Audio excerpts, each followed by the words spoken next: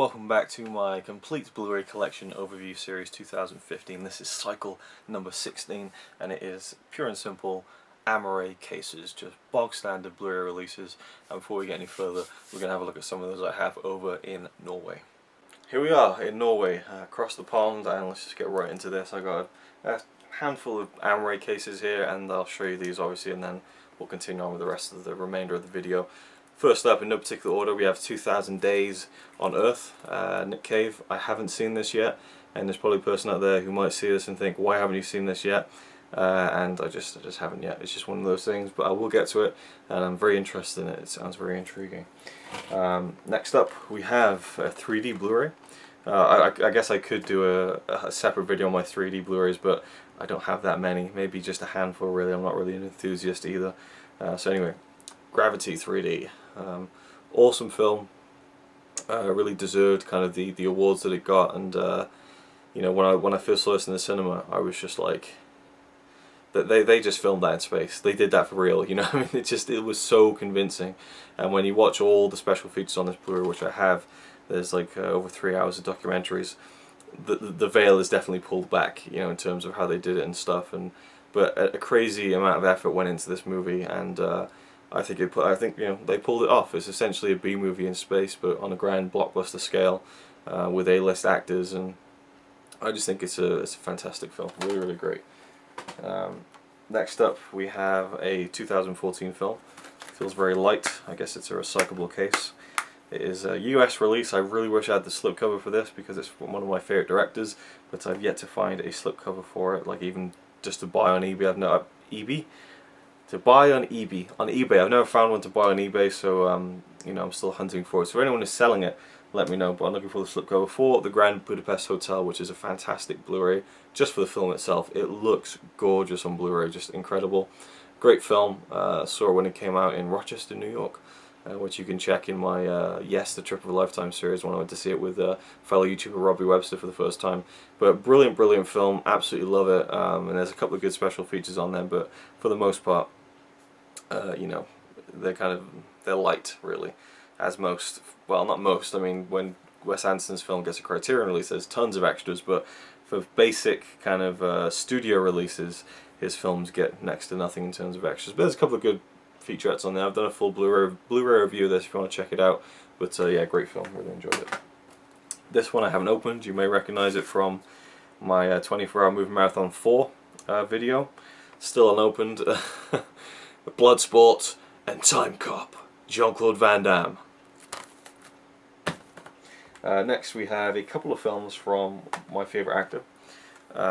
This is a 2-pack. I'm not sure who released this. Mill Creek. Okay, I got a Mill Creek set. I'll just adjust the artwork. It's bugging me that it's hanging off the, it's poking out at the bottom of the case. I get quite particular about that. Even back in the days of VHS when I was a kid, I used to make sure the artwork was lined up properly. It's yeah, this is a 2-movie release, double feature, a cheapie from Mill Creek, and it is A Stranger Among Us starring Melanie Griffith and One Good Cop starring Michael Keaton. So there's a great image there. How did that happen? How did that? My hand just went, no, I'm not holding on to this for any longer than a couple of seconds. Bing! That was just terrible. I'm getting a disease or something. See if I can do that again. One Good Cop. I'll leave that in. One Good Cop. Great image there from the film, but then you look at the actual poster and it's a terrible poster. Doesn't do Michael Keaton any favours. So I can hold that there without shaking too much. You can actually see it. But I really like it. It's a really cool kind of buddy cop movie, but then it kind of takes a more dramatic turn than you might be expecting. And I think Rene Russo is also in this.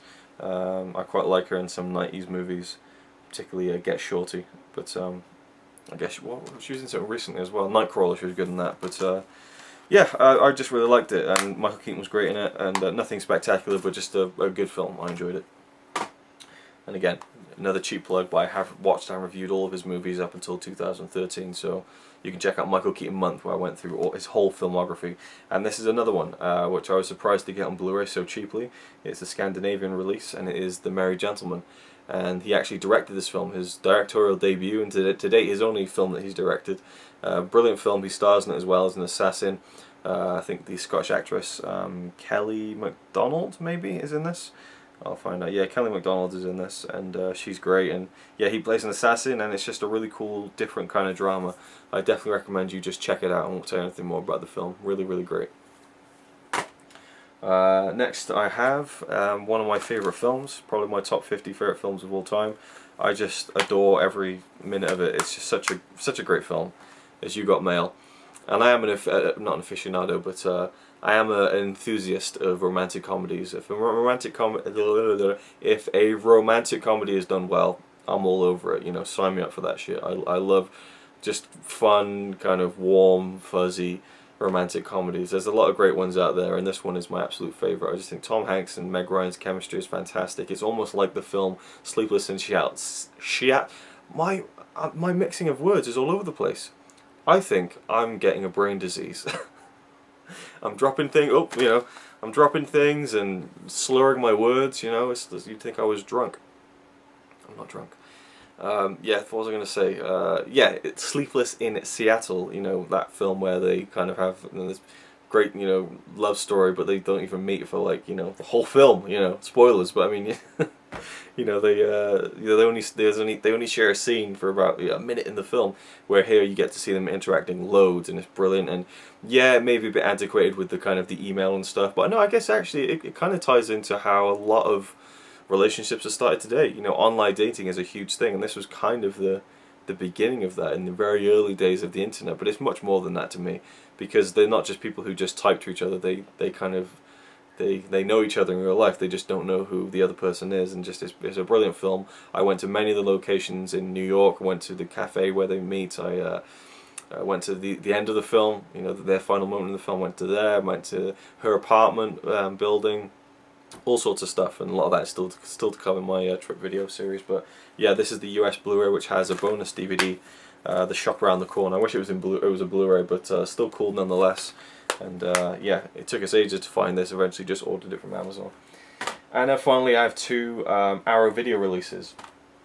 Sold quite a few of them for money back in the summer. Many that I've reviewed, but I've kept these two. Actually, I haven't kept these two. I'm keeping this one. The Adventures of Buckaroo Banzai Across the Eighth Dimension, because I just love this film so much. I need to make a video. Have I even talked about this? Have I even talked about this in a video? Man, this film, I got to do a Blu-ray review of this. I'll do a Blu-ray review episode of this, and I'll go all into it, because I absolutely adore this film. It's unlike anything you've ever seen before. It's just brilliant. I absolutely love it. It's a great release from Arrow. Absolutely just top notch. Great extras. Great film. And this one is one I bought very recently. It will probably be in an upcoming update, I imagine. And it is a nice weighty release. It is a film by Andrei Konchalovsky, Runaway Train, starring John Voight, Eric Roberts, Rebecca De Mornay. And I love train movies. I haven't seen this yet. I've been dying to see it for years, ever since Arrow released it. And what really sells it for me is that this was based off a script that Akira Kurosawa wrote. So dying to see this, dying to see it. And again, the special features are longer than the actual synopsis of the film itself, so there we go. That's the Amarays I have here. There are a few more, but they tie into other parts of the collection, which you'll see in further videos in this unbelievably long Blu-ray collection overview series for 2015. And now on with the rest of the Blu-rays. I can't believe how long this video is going to be, but here you go, back to the UK and back to the past. Alright, so the first one is a film I haven't seen yet, and it is a travesty I haven't seen yet. Cool Hand Luke, of course, classic Paul Newman, a film my dad loves, and so that kind of helps with me being called Luke. This has a commentary, a theatrical trailer, and a new documentary, but I really need to just see it. Next one is a film I watched recently. I don't think it has a UK Blu-ray release. This is the Scandinavian release of Midnight in Paris. I love this film. Owen Wilson is great in this, and he almost plays like a Woody Allen type, you know, but the theme of nostalgia in this and holding on to the past, I think, is very interesting to me, and something that really pulls me in, you know, as a viewer. And it's something I'm very kind of almost obsessed with myself, is looking back on the past and almost obsessing over it. And so this plays perfectly into my sensibilities, and yeah, I think it's a very different kind of film, and I really liked it. Next we have maybe my favourite comedy ever. We have Spaceballs, the 25th anniversary edition. the US release, which is region locked, unfortunately. And if you've seen 24-Hour Movie Marathon 4, you'll know my frustration over that. But it has Force Yourself, Spaceballs, and the Screwing of Sci-Fi. Watch the movie at ludicrous speed, audio commentary of Mel Brooks, commentary tracks in Morgies and Dinkies. You know, I mean, you get special features that are jokes. You know, that's what's the great thing about this. You have the Spaceballs, the documentary, John Candy comic spirit, you know, film flubs, galleries, all sorts of stuff. And yeah, it is for me just one of the funniest films ever made. If you're a sci-fi fan and you got a funny bone, you know, you're gonna love this film. And if you haven't seen it by now, what is wrong with you? Seriously, what is actually wrong with you if you've not seen Spaceballs? Yeah, that's all I gotta say about that, really. May the Schwartz be with you. Amazing. Now we have another comedy which is nowhere near as good as Spaceballs. It is a film I was looking forward to, but wasn't really that good. And I love how there's 5 stars ratings on the front of the cover from Nuts and Zoo magazine, Nuts and Loaded magazine. From the director of Pineapple Express, we have Danny McBride, James Franco, Natalie Portman, and Zooey Deschanel in Your Highness. Kind of medieval comedy. It isn't great. There's some real weird stuff in it. It has its moments, you know. Tons of special features, like all these kinds of films get, like alternate gag reels and alternate lines and theatrical version. I don't know if it's the because this is the extended, the longer, harder version, as if you needed that. Not great, but I'm still a big Danny McBride fan, so I did enjoy it, but overall not fantastic. This one I really love. Great comedy. Yes Man seemed to be a return to form for Jim Carrey with comedy, and I think 2008 this came out, 2009. Some really cool special features. You know, on the set with Jim Carrey. 5 exclusive Munchausen by proxy music videos, a gag reel, and some other stuff like that. Yeah, not a commentary which I would have liked, but overall a good set of special features. Yeah, there was a digital copy in there which expired in 2010.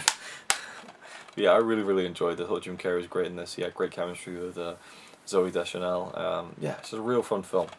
Definitely check it out if you haven't seen it and have thought that it wasn't very good, because it is very good. Then we have classic Jim Cameron. We have Titanic. This is the 4-disc version, I think. Yeah, so we got the film, the special feature, and then the film on DVD, and then the second half of the film on DVD. It says 2 Blu-rays and 2 DVDs. But yeah, tons of stuff on this. We have 2 new documentaries, Reflections on Titanic, The Final Word on Titanic with James Cameron, which actually kind of brings together leading Titanic experts to solve the lingering mysteries of why and how the unsinkable ship went down. So it's really James Cameron and experts talking about the ship itself, not the film, which is really good. Then 6 hours of material that takes you deeper into the film, 29 deleted scenes in HD, alternate ending in HD, 60 behind the scenes featurettes, 3 commentaries, tons of stuff here. You know, it is a classic film. I know some people don't like it, but I am a big fan of it. You know, it is, again, a big sweeping romance, but it's kind of, it feels like almost a throwback to the classic days of Hollywood, you know, but with this big spectacle, and it's a true story. There's so many elements that make this such a memorable film, and I'm a big fan of it. Then we have, this is one of Connie's Blu-ray, Sweeney Todd, The Demon Barber of Fleet Street. I haven't seen it, so I can't really comment on it. Has a bunch of special features, doesn't seem like there's anything crazy good on there, but you know, I can't really comment too much on it. Another one of the best comedies ever made. This was, again, this would fight it out with Spaceballs as my favourite comedy of all time. Loads of great special features on here. Getting there is half the fun. The story of Planes, Trains and Automobiles. John Hughes, Life Moves Pretty Fast, featuring John Hughes, the voice of a generation, and Heartbreak and Triumph, the legacy of John Hughes, with a couple of documentary featurettes on the writer-director of this film, who was amazing. A tribute to John Candy, a deleted scene as well. Yeah, it is. It's just brilliant. It's John Candy, Steve Martin, road trip movie. Say no more. It's just amazing. I love this film so much. I used to be able to quote the entire fuck scene when I was like 15. You know, how does it even go? As it started, when Steve Martin, who was just so straight-laced the whole film, then he just lets loose on this rental car service assistant, this woman, and she's also in Ferris Bueller, another John Hughes film. oh, what's it she says? Like, how can I help you? He's like, yes, you can start by wiping that fucking dumbass smile off your rosy fucking cheeks. You can give me a fucking automobile. And just, oh. I want a fucking car right fucking now. Pineapple Express, the extended version. Big fan of this film. Saw it many times in the cinema when I had an unlimited cinema card. Tons of special features, the theatrical extended versions, commentary of the cast and filmmakers, the making of, the action of, gag reel, raw footage, rehearsal footage. Stupid film, but a lot of fun. Enjoy it a lot, I have to say. Then we move to an absolute classic. We have One Flew Over the Cuckoo's Nest, Jack Nicholson. Amazing cast in this film. You know, you have like a young Danny DeVito, Christopher Lloyd. You know, I'm sure there's others in the film who I was just like, wow. You know, yeah, it was actually produced by Michael Douglas as well. Some other thing a lot of people realised. Brad Dourif, that was the other one who I thought was wow. Brad Dourif in the film, he was brilliant. There's a commentary by the director and producer Michael Douglas, the making of, additional scenes and theatrical trailer. But it is just one of those towering classics that you know, you watch it and you understand immediately why it's so well regarded. Another Jim Carrey film, the number 23. Enjoyed this a lot. I know people don't like this one too much, but I really love the whole nature of it and the idea of obsession and the exploration of that. You have the theatrical version, behind the story, commentary of the director. Is there a different? It keeps saying theatrical version, but I think this has the uncut version. Yeah, theatrical release and extended cut. The making of, creating the world featurette, the enigma of the number 23, additional scenes and stuff. I really enjoy it. I liked it a lot. I think Jim Carrey's great in it, and I just enjoy the whole mystery thriller aspect of the story a lot. We have Leon Special Edition. Great film where Luc Besson has the director's cut and the theatrical cut, a 10-year retrospective featurette, trailer, featurettes, Natalie Portman starring young featurette. Of course, we have a very young Natalie Portman in the film, who's great, and their relationship in the film is fantastic. It's a very oddly sweet film. You know, it's an oddly sweet but violent kind of thriller. It's very weird, and whenever I think of this film, I just think of Gary Oldman. Everyone! Which apparently was a joke. He kind of did that as a goof, and the director kept it in. It is so over the top, and his performance is so over the top, but it just kind of works. Last Action Hero, genuinely one of my favourite films ever. I think it's... I've talked about this to death too much, but for me, the critics are wrong. This is an amazing comedy action extravaganza where Arnold Schwarzenegger rips the piss out of himself and makes an amazing film in the process. There aren't any special features on this, tragically. I mean, I would love as many special features as the world could allow. The disc is back in Norway, but there's a nice little shot there of Jack Slater on the inside. I just love the meta aspect of going, you know, the film within a film. I just love it so much. Really do. Then we have Independence Day. I used to love this growing up. Got Will Smith, Jeff Goldblum and Bill Pullman. Loads of special features on this one, actually, audio commentary, and it makes it look like there is. It's like 1080p HD resolution, smart menu technology, floats on screen during playback. Okay, so there's not many special features, just the audio commentary and high definition trailers. But yeah, you gotta love Independence Day. You know, my birthday's Independence Day, so I had a special kind of feeling of I had to see this film when it came out, and I got it on my birthday on Independence Day when it came out on VHS, and so yeah, I'm a big fan of this film. It is, again, I never like to say guilty pleasure because I'm never guilty about the films I like, but that's kind of how I feel about it. You know, I like it, and I know a lot of people think it's crap, but I love it. Then we have David Fincher's The Girl with the Dragon Tattoo, which is a fantastic film, a great adaptation of the book. I've seen half of the original Swedish adaptation, and I prefer this one so far. There's tons of special features on this. Again, David Fincher really goes deep with his you know, special features. You have 4 hours of documentaries and stuff, audio commentary, and brilliant. I mean, Rooney Mara is incredible as Lisbeth Salander in this film. I think she's even better than Noomi Rapace in the Swedish version, but that's just me. Yeah, great story and a great film to go with it. I really wish they'd make the sequels with David Fincher and Rooney Mara and Daniel Craig, but it doesn't look like it's going to happen. And now this one would probably fight it out with Planes, Trains, Automobiles, and Spaceballs is my favourite comedy, along with Wayne's World. I guess they're my top 5 favourites, but Dumb and Dumber Uncut. Now I wish this had the theatrical version, because the uncut version I'd never seen before, and when I watched it I was like, wow, this film I've seen 100 times, there's more scenes, and I was blown away. But I kind of wish that I could have the theatrical to just watch, as well. It has behind the scenes, Still Dumb After All These Years, which I think is a retrospective featurette that doesn't include Jim Carrey. And extras, just miscellaneous extras. But yeah, you can't beat Dumb and Dumber. Dumb and Dumber 2 was not as bad as I think everyone was saying, because I wasn't expecting it to be as good as the first one, but definitely not great. The original is just absolute classic 90s comedy, brilliant stuff. Then we have a really kind of deep drama film from Australia. Heath Ledger, Abbie Cornish and Geoffrey Rush. We have Candy, which is a real interesting film about addiction, and I thought Heath Ledger was amazing in this film. There's behind the scenes, some cast interviews in the trailer, but yeah, you even got like a nice little booklet in this as well, notes on the production and inside artwork as well. With Heath Ledger there.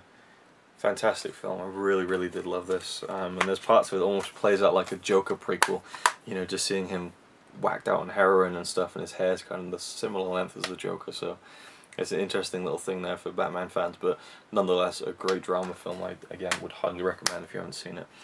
Two more left. We have Bubba Hotep, which I saw in the cinemas in I think 2003, 2004 when it came out. Shit ton of special features here, audio commentary by the King, audio commentary by Bruce Campbell and directed on Coscarelli.